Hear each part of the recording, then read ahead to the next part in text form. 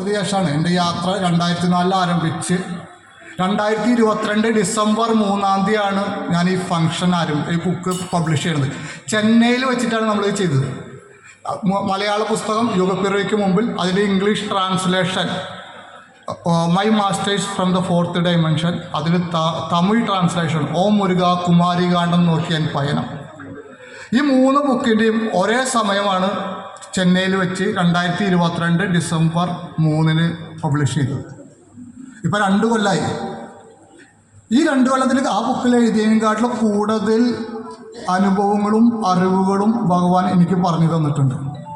പക്ഷേ എഴുതേണ്ട സമയം ഭഗവാൻ അനുവദിക്കാത്തത് കൊണ്ട് ഒരുപാട് പേര് എന്നോട് ചോദിച്ചു, ബുക്കിൻ്റെ സെക്കൻഡ് ഭാഗം ഇപ്പോൾ വരുന്നുള്ളൂ.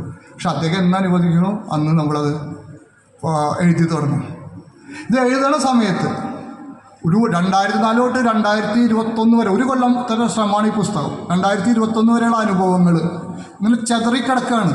ഒരുപാട് രാജ്യങ്ങളിലൂടെ സഞ്ചരിച്ച അനുഭവക്കുറിപ്പുകളായി, ഒരുപാട് ആൾക്കാരുകളെ കണ്ടുമുട്ടിയ സംഭവബഹുലമായ കഥകളായി, ഒരുപാട് മലകൾക്കും കാടുകൾക്കും ഗുഹകൾക്കും മരുഭൂമികൾക്കും കടലിൻ്റെ അടിയിലേക്കും യാത്ര ചെയ്ത അനുഭവ സമ്പത്തുകളായി ചെതറിക്കിടക്കുന്നതിന് ക്രോഡീകരിക്കുക എന്നുള്ളതായിരുന്നു ഏറ്റവും വലിയ വഴി.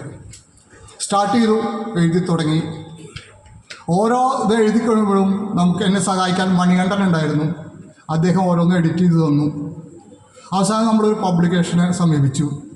ഗ്രീൻ ബുക്സ് നരേന്ദ്ര സാറ് ഏറ്റവും സന്തോഷത്തോടു കൂടി അദ്ദേഹം സ്വീകരിച്ചു.